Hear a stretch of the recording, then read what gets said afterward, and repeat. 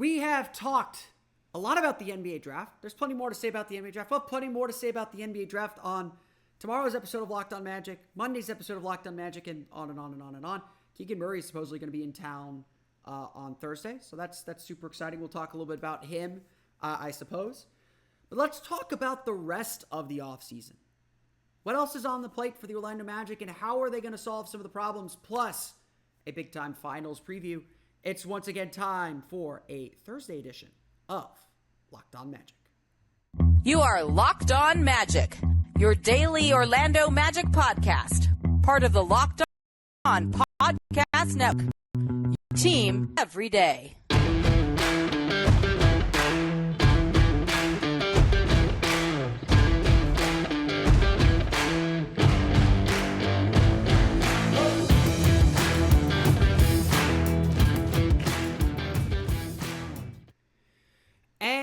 You are indeed Locked On Magic. Today is June 2nd, 2022. My name is Philip Rossman. I'm the expert and site editor over at OrlandoMagicDaily.com. Of course, follow me on Twitter at PhilipRR_OMD. On today's episode of Locked On Magic, we're going to go over some of the big needs that the Magic have to fill this offseason, both skill needs and positional needs, and where they might find them. Perhaps some trade suggestions and trade ideas, perhaps some draft ideas, as well as we dive into the Orlando Magic offseason now with a month to go, not just before the NBA draft on June 23rd, but free agency starting on July 1st.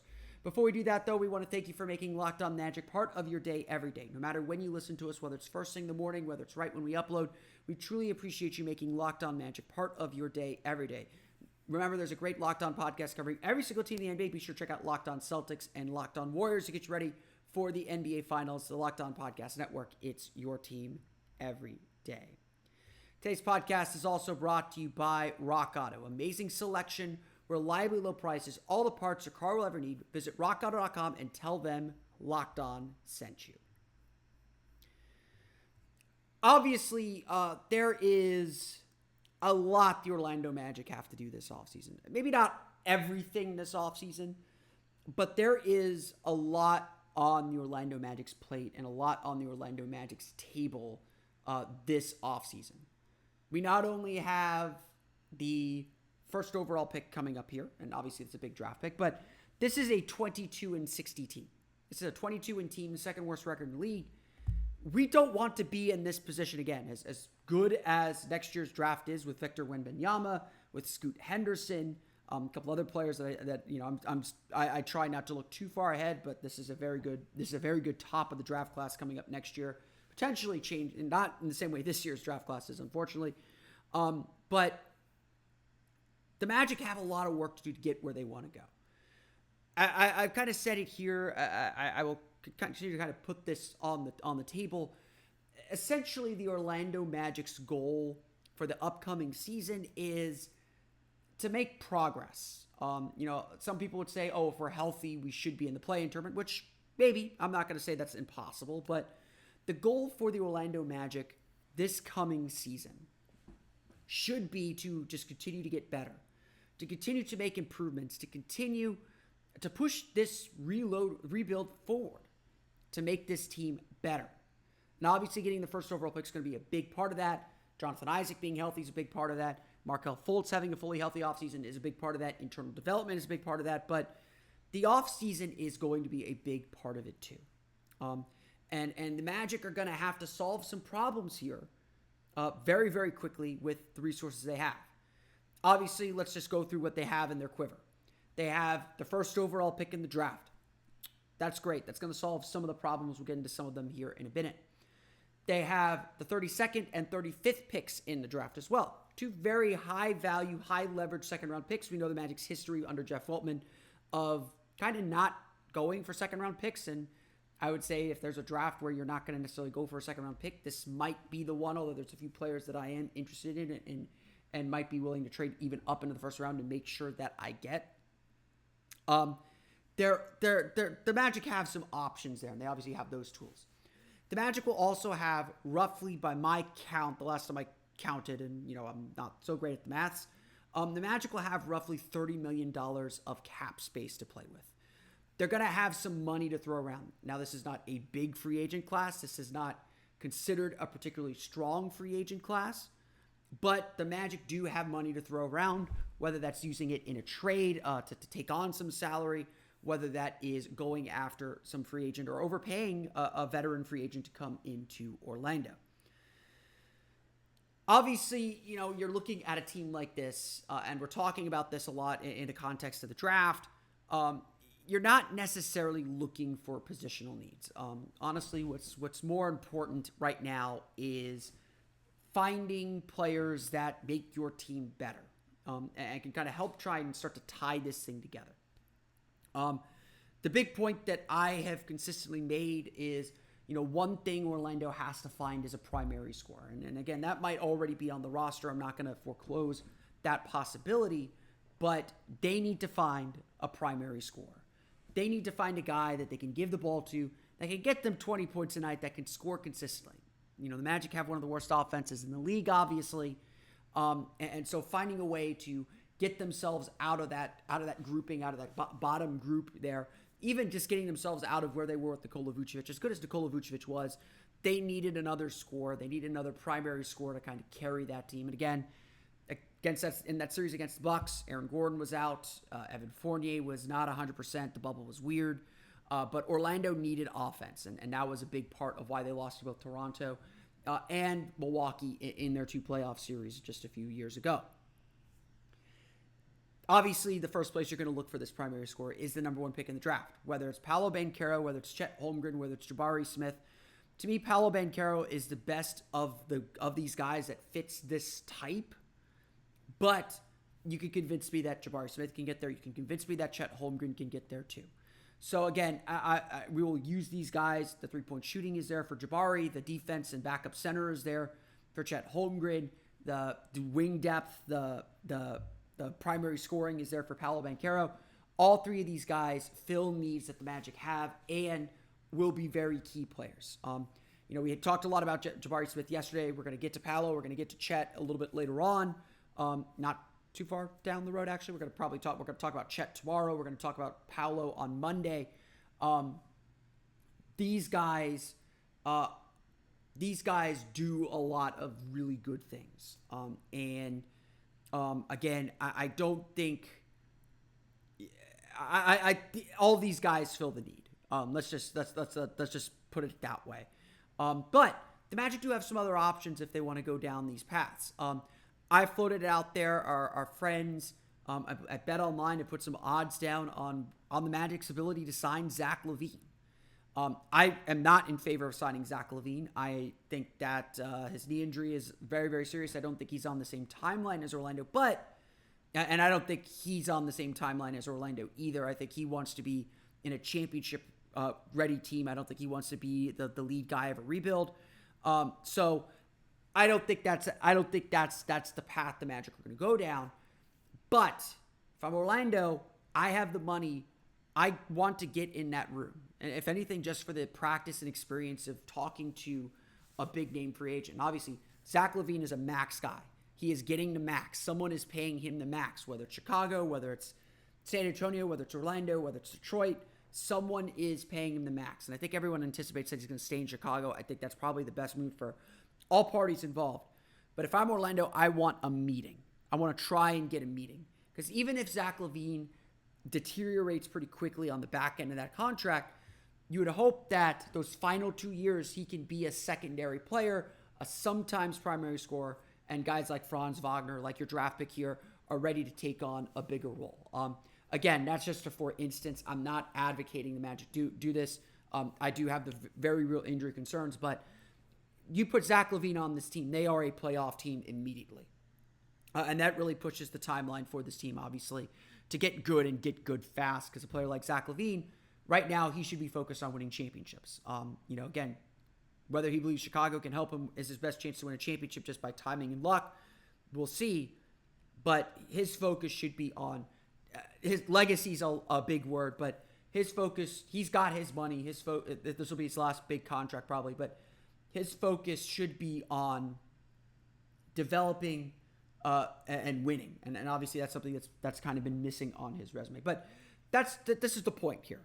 Orlando should be seeking out primary scores. They should be seeking out guys that they can build their offense around and take them to that next level, whatever it is. And again, more likely than not, it is going to be a guy that they get in the draft. We'll talk about some of the other big needs that I see on this Magic roster, including a few positional needs that they will have to fill and where Mo Bamba and Gary Harris fit into all this. We'll get into that coming up here in just a moment. But first, a quick word from our pals at Rock Auto. With the ever-increasing numbers of makes and models, it's now impossible for your local chain auto parts store to stock all the parts you need. So why endure often pointless or seemingly intimidating questioning and wait while the person behind the counter orders the parts on their computer, choosing the only brand their warehouse happens to carry? You have computers with access to rockauto.com at home and in your pocket. So save time and money when using Rock Auto. Rock Auto is a family business serving do-it-yourselfers for more than 20 years. Rock Auto prices are reliably low for every customer, and they have everything you can need, from brake parts, tail lamps, motor oil, and even new carpet. Go explore their easy-to-use website today to find the solution to your auto part needs. Go to rockauto.com right now and see all the parts available for your car or truck, right locked on in there. How did you hear about us box so they know we sent you? Amazing selection, reliably low prices, all the parts your car will ever need at rockauto.com. Before we get back to talking about the Orlando Magic's needs, I have something that I need from you. We at the Locked On Podcast Network have put together a survey so we can learn more about our listeners like you and make your favorite Locked On podcast even better. This is your opportunity to tell us what you like and don't like about Locked On Podcasts. Go to lockedonpodcast.com/survey right now to get started. It won't take very long, and everyone that completes a survey can qualify for a chance to win one of 10 $100 Ticketmaster gift cards. To take our audience survey, go to lockedonpodcast.com/survey. Again, lockedonpodcast.com/survey, and we truly appreciate all your help. So obviously, the primary scorer thing, that the guy that kind of ties the whole project together, you're not going anywhere in this league. You're not winning anything of significance in this league unless you have that. That's the truth of the matter. You're not going anywhere without that player. And so that's why it's a little bit of an obsession to find it. But the Magic do have other needs. The other one, obviously, the big one is shooting.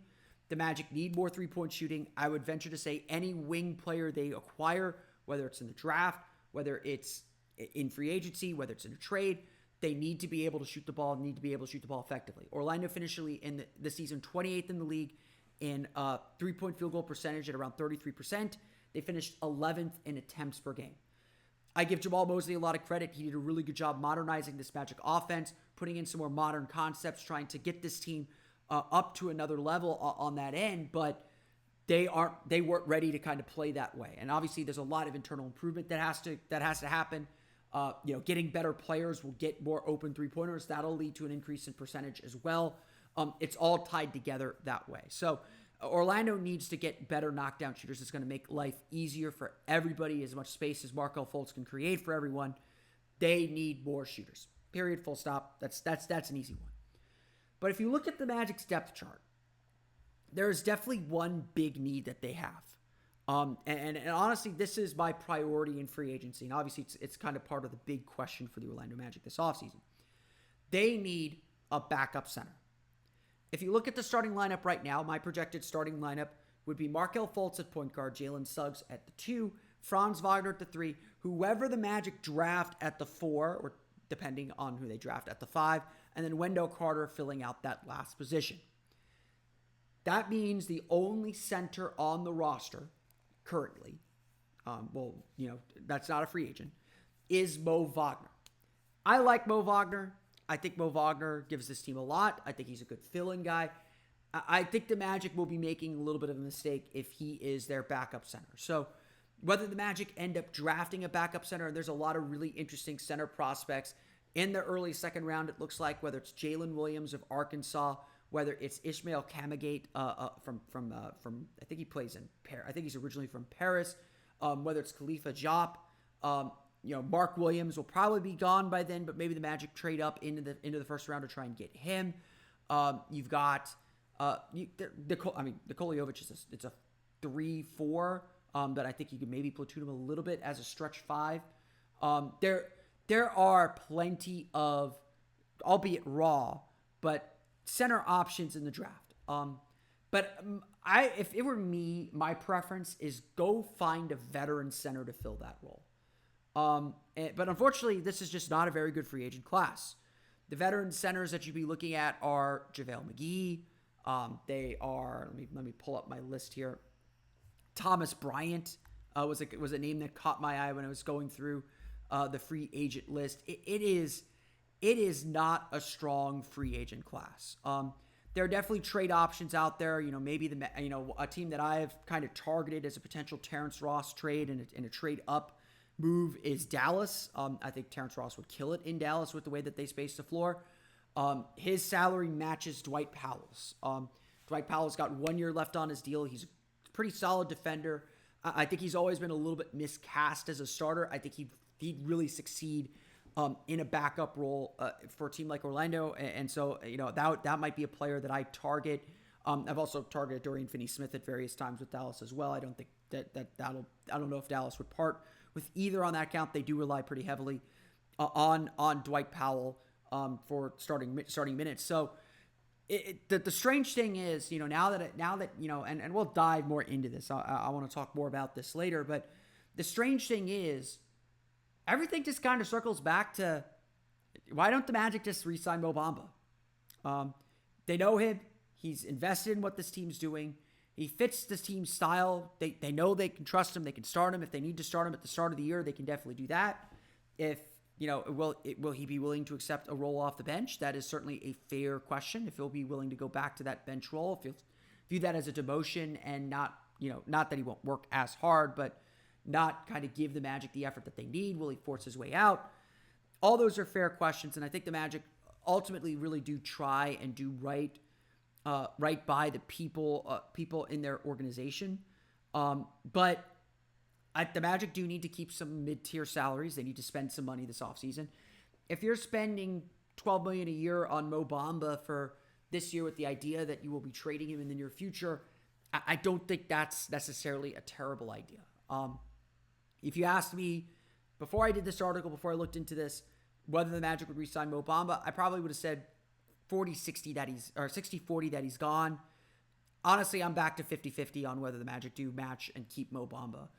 Looking at the available free agent list, it is not a strong list. And so I think Orlando will almost certainly be exploring sign and trade options.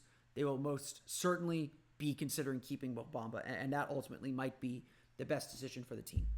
Similarly, the other big need that I see for this Orlando Magic team is veteran leadership. Just a veteran who's invested in what this team is doing. And that's why losing Terrence Ross is kind of a big hit. Robin Lopez, I don't think they'll bring him back. Gary Harris's free agency is a big question mark as well. I think the Magic should be trying to perhaps re-sign Gary Harris as well. And, again, it starts to sound like the Magic are going to bring back the same 22-win team, which I don't think is a good idea. I think the Magic do need to make a move somewhere. I don't think they necessarily need to make the consolidation trade that a lot of Magic fans have been talking about, but that trade is coming, but I don't think they have to make it now. But Gary Harris fills a lot of boxes. They know that he is a great three-point shooter. They know that he is a good veteran. Will give them the wing depth that they need. That's the other big weakness I see on this roster right now is just a lack of wing depth, especially if you're trading Terrence Ross, and obviously you'll bring some players in to help with that. But getting a 2-3 and some wing depth, I think are absolute musts for the Orlando Magic during this offseason. So you can already see Orlando has a lot of needs. Now, a lot of things are going to overlap. If you draft Jabari Smith, you got your three-point shooter. If you draft Chet Holmgren, you might have your backup center or someone who can platoon at that center position. You keep Gary Harris, you keep a veteran, you sign a three-point shooter. You keep Mo Bamba, you got a backup center pretty well locked up, as well as maintaining some three-point shooting. So a lot of these needs overlap, but very clearly Orlando has work to do this offseason. They have to continue to add guys to their roster, and they have to continue to get themselves ready here for kind of the next phase of their rebuild. We are going to chat about the NBA Finals. I'll give you my finals pick, and we'll hear from an NBA champion himself to get you ready for Game 1 of the 2022 NBA Finals. But first, A quick word from our pals at BetOnline. BetOnline.net is your number one source for all your betting stats and sports info. Find all of the latest sports developments, news, and odds, including this year's basketball championship matchup, the NHL Hockey Conference Finals, Go Lightning, although not so much on Wednesday, Major League Baseball, and of course, all the latest fighting news from MMA and UFC to boxing. BetOnline is your continued source for all your sporting wagering information, including live betting, esports, and more. Head to the website today or use your mobile device to learn more about the trends and action. BetOnline, where the game starts. All right, you have seen the power of the Locked On Podcast Network here. You have seen that we have such a great network of guests to kind of give us insight and perspective that I don't have. We talked with Zach Lockerbie of Locked On Auburn about Jabari Smith on yesterday's episode of Locked On Magic. We will be talking to the host of Locked On Gonzaga as well as the host of Locked On Duke in future episodes of Locked On Magic. They are on the calendar. I'm recording them tomorrow, so they are on their way to you very, very shortly. So we will be diving in to the NBA draft for people who watch these top players play every single day. But tonight is a big night for the NBA in general. It is the first game of the NBA Finals, and it is going to be a really exciting final series. The Golden State Warriors and the Boston Celtics have quietly been a really interesting matchup for a long time. The Celtics have kind of had Golden State's number, but as I was thinking about this series, it's kind of it almost feels like a passing of the torch series, or the potential for a passing of the torch series, where you have Golden State, the team that has been the stalwart in the finals. They've been to 6 of the last 8 NBA finals. They've got 3 championships in that span. This feels like they're, all the Golden State people talk about it. They're trying to build a bridge to the next generation of Warriors with Jordan Poole, with James Wiseman, they hope, with perhaps Andrew Wiggins. This is a Warriors team that found new life and is really grabbing for it one last time, much like the Spurs did back in I'm blanking on the year, 2012, 2013, 2014, somewhere in there. The Celtics have been knocking on the door for this finals run for a very, very long time. Ever since the big three of Kevin Garnett, Paul Pierce, and Ray Allen left, Boston's still been really good. They had maybe one or two bad years, but they did such a good job collecting draft picks, staying nimble, and making smart decisions. People question them taking Jaylen Brown. Everyone kind of forgets that.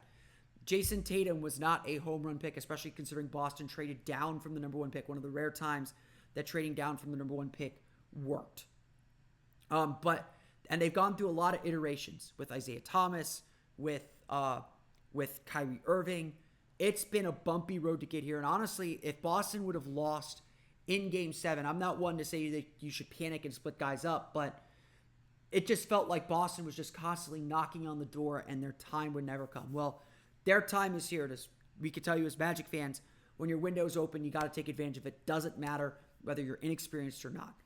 This is going to be a fascinating series between two of the top defenses in the league. Everyone forgets Golden State is one of the best defenses in the league.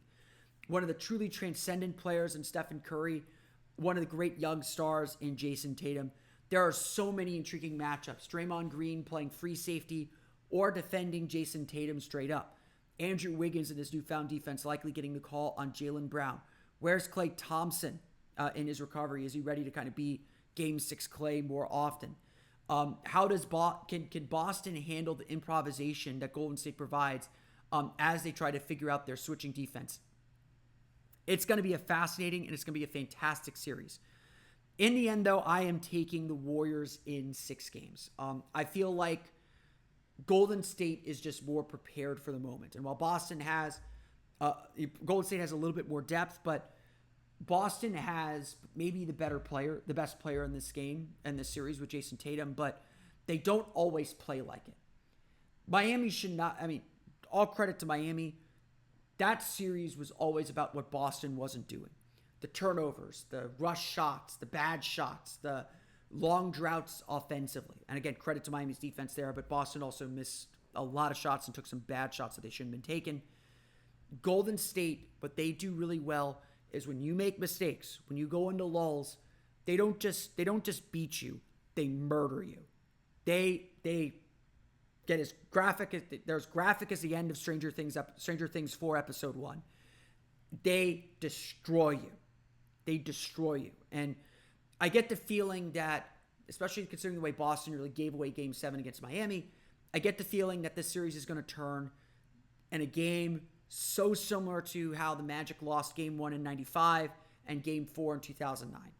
There's going to be a game that Boston gives away that tilts this series, that just puts Golden State completely in the driver's seat and is just very difficult to recover emotionally from. That's kind of how Boston's played all postseason. Now, again, credit Boston. They came back, beat Milwaukee after that loss in Game 5, winning Game 6 on the road and Game 7 at home.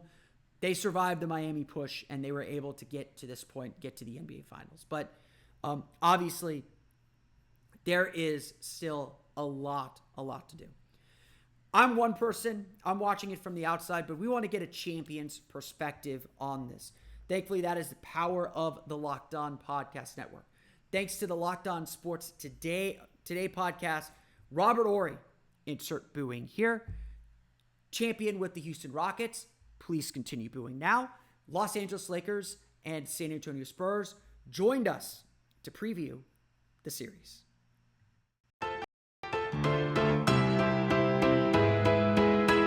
The Golden State Warriors are minus 150, the favorites in the NBA Finals against the Boston Celtics. Joining me now, Robert Horry, NBA champion, is here courtesy of BetOnline. Check out BetOnline for all the up-to-date lines on the NBA Finals, Finals MVP, Finals props, and each and every game line. This is great to have you here. Why do you think, because the line has moved a little bit in the Celtics' favor, why do you think there are people that like the Celtics matchup against the Warriors? Because the smart people know defense wins championships. And if you look at the Celtics team, they got two players on that team that made the all-defensive team. You know, Smart, of course, defensive player of the year, but Robert Williams is one of those guys that is an eraser. He can block shots. He can, he can erase a lot of mistakes that you make on the perimeter. And you think about, you got Brown, Tatum, and Smart, who can get up on people defensively and funnel them to that guy. Next thing you know, it's getting blocked. And if you look at the way, Hartford has been playing, he's turned back the hands of time. He's blocking shots again. So overall, I think that the Celtics is a better defensive team than the Warriors, because even though you have Draymond Green, Klay Thompson is not the Klay Thompson of old who can do the things he used to be able to do. And so I just think that's a big key for them, for the Celtics, that is. How do you see Defensive Player of the Year Marcus Smart matching up with Steph Curry? Is that going to be something where you see that Marcus is going to pick him up 94 feet? Like, how do you think Smart is going to approach that assignment if he does get that assignment, which we assume he's going to? But you know what? I don't think it's going to be a one-man job. If you look at the Celtics, they 1, 2, 3 are all athletic guys, and you go to the 2, Jalen, and go to the Tatum, they get taller. It's like like the bars on a cell phone. And I think even though they like to do a lot of switching, I think they're perfect for this matchup. It's a perfect matchup for the Celtics, and when they got the guard, and because Klay is going to be constantly moving, and so sort of not the same as a Jimmy Butler or Tyler Hero, but I think what they just did against the Heat is like a prelude to what they're going to do, and so I think they're going to be fine defensively switching and getting ready for Steph. It sounds like you like the Celtics in this one. All my Laker fans are going to be mad at me because they say you cannot wear anything green. You can never root for the Celtics. I'm not rooting for the Celtics. I would like to see my former teammate, Ime Udoka, win his first championship, so I would like for that to happen. But, I just think being the basketball mindset, I just think that there's a good chance the Celtics could win this thing. All right, so we have some odds here. Celtics in 6 is plus 375. Celtics in 7 is plus 650. If people are going to bet on it, what is your prediction? If you like Boston, 6, 7? Hey, you know what? If you try to make some money, right? that's why you gamble. And so I would go with the Celtics in 7, because I think the Celtics have been a battle-tested team on the road. They've won a lot of games on the road. They just won the Eastern Conference on the road, and so I think they're ready. Not saying everybody will say, well, the Heat is a different monster than, the Warriors and blah, blah, blah. But I still think it all boils down to having confidence and playing well on the road and believing that you can win on the road. There's also been this discussion now, especially among Celtics fans, about what this Celtics team has had to face, particularly who had Jason Tatum has had to face? Kevin Durant in the first round, Giannis Antetokounmpo in the second round, Jimmy Butler on a heater, no pun intended, for Miami, and now Steph Curry. You're talking about at least 3 pantheon guys who are all-time great players. Who do you think has the most on the line legacy-wise in this series? For whom would that one title, you won 7, who would that one title mean the most for? I'm going to go off script a little bit, and I'm going to stop people from thinking this is going to be the greatest run ever by the Celtics. That's not true, because you got Hornacek, Karl Malone, you got Kevin Johnson, Charles Barkley, you got Dennis Rodman, MVP, David Robinson, then you got Shaquille and Penny. Now that is the greatest run back in '95. So when people say this might be the greatest run, stop it. You know what I'm saying? Because all these teams was 55, 50 plus win teams. And so I just think if you look at this game and you have to pick an MVP, of course it's going to be Tatum, but this run that the Celtics are on is incredible. Don't get me wrong, because they've been able to win on the road, which is key, because you have to win on the road in order to win championship. That's unless you have home court advantage and you protect your home court. But I just think overall, when you look at the makeup of these two teams, they're similar. Golden State Warriors, they were the Celtics 6-7 years ago when they first entered the playoffs. And nobody thought they could win a championship. Next thing you know, they win a championship. Then the following season, they win all these games and don't win a championship. And then they get KD, then they win 2 more.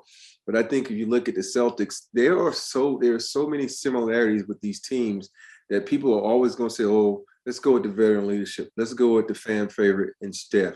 Let's think about it. Because everybody wants Steph to win, because we know he got robbed one time with the MVP in the finals. And then he took a step back and let KD come in to his team, which is Steph's team, and take 2 MVPs. And so I do think Steph has a lot to prove, and his legacy is on the line when it comes to this, because all the chatter now is about him not having a MVP in the finals, which we all know he was robbed and won. So let's be real about that. Mm-hmm. I'm looking at these MVP odds as you're talking about the MVP, and we expect Curry and Tatum right at the top in terms of the odds. You're not getting really good value there. I'm looking at Jaylen Brown 10-1. Yeah. I'm looking at Draymond 22-1. Like, if he really turned it up defensively, people forget in that game 7 against the Cavs, he had a triple-double in that game. He was the best Warrior on the floor in that game. I'm looking at Marcus Smart at 40-1. It seems like you can get some good value. And we've seen, including in this Warriors run, that it's not always the stars who win these finals MVPs. It's true. For me, if I wanted to take the odds, I'm going to eliminate the top 3 automatically. And I don't think Clay is, Clay is a game 5, game 6 type of player. But me, I would go with Andrew Wiggins. If I had to pick someone with the odds, I would go with Andrew Wiggins, who is 20-1. And think about it. He has started to come into his own. Yep. After that dunk on Luka, all of a sudden this dude is smiling big. He's enthusiastic. He's playing hard, and he's an all-star. I think some people forget he was an all-star. I think this is a good way, the biggest stage, to show everybody that the all-star committee didn't make a mistake. So if I had to take because I don't think Draymond Green, he doesn't shoot enough, and he's going to have to guard too many people, so he's going to be all over the board.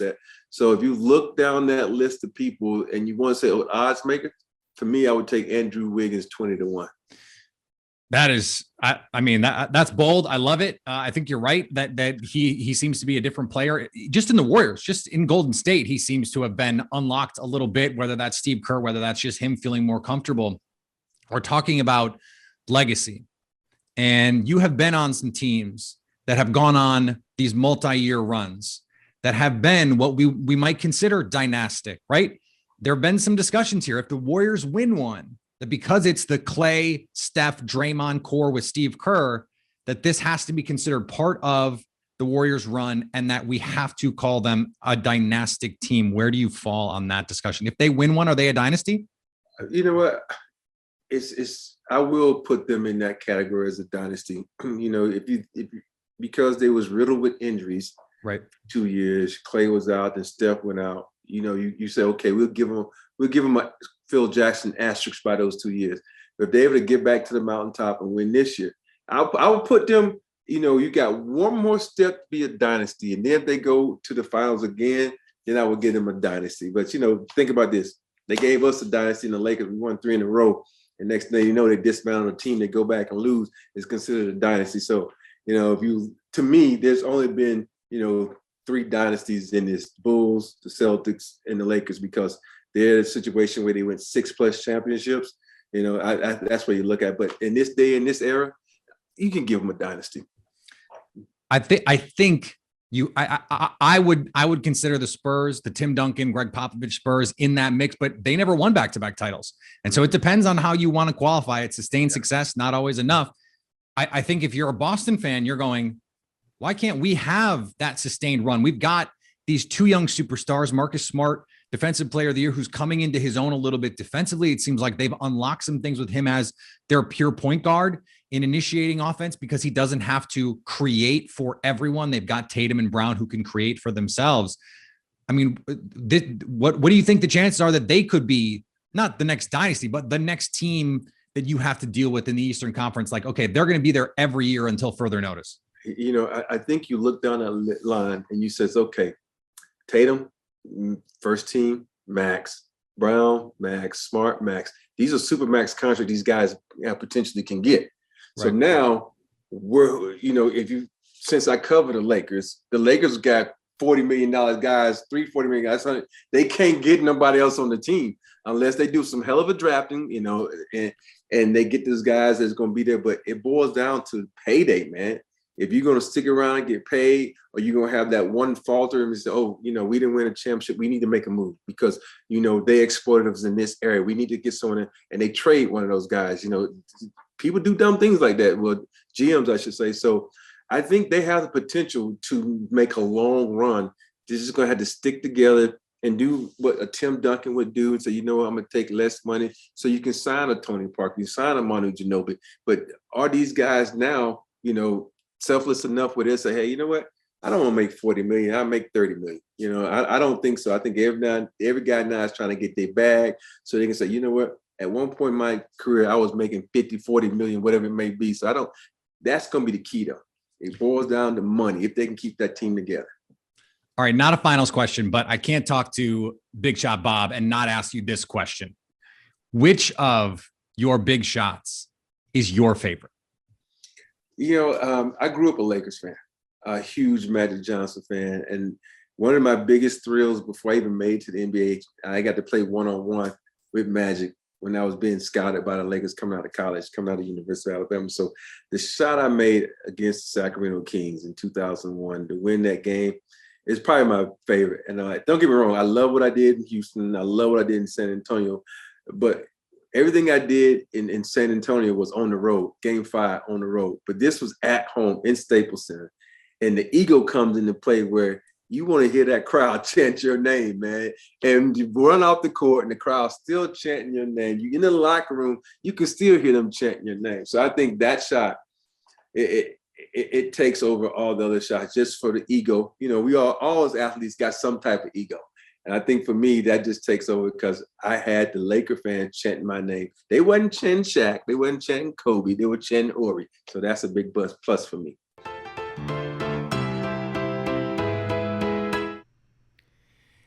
And I can't believe I have to say this, Mr. Ori. Never question the heart of a champion. There, my man. Never question the heart of a champion. That's the last. Now I just have to throw up in my mouth a little bit after that. Thanks to Robert Ori for sitting with us here on the Locked On podcast. There was some great insight on what's going to be a really fantastic finals matchup between the Boston Celtics and the Golden State Warriors. Tip-off is tonight at 9 p.m. Eastern Time.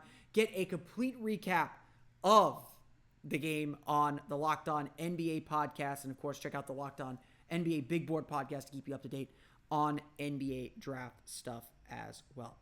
Well, that's going to do it for me today. I want to thank you all again for listening to today's episode of Locked On Magic. Of course, find us on Twitter at Locked On Magic. Subscribe to the podcast on Apple Podcasts, Stitcher, TuneIn, Himalaya, Google Play, Spotify, Odyssey. All the places to download podcasts to your podcast-enabled listening device. You can find me on Twitter at PhilipRR_OMD. For the latest on the Orlando Magic, be sure to check out OrlandoMagicDaily.com. We're continuing to do draft previews. We're doing playoff lessons. We're doing off-season prep. There's a lot going on Orlando Magic Daily, and of course, you can follow me on Twitter there at @OMagicDaily. I'm always responsive. You can always find me and ask any question you want. On tomorrow's episode of Locked On Magic, we're going to talk about Chet Holmgren. Get your questions answered from Locked On Gonzaga. But until then, for Orlando Magic Daily and Locked On Magic, this has been Philip Rossman-Reich. We'll see you all again next time for another episode of Locked On Magic.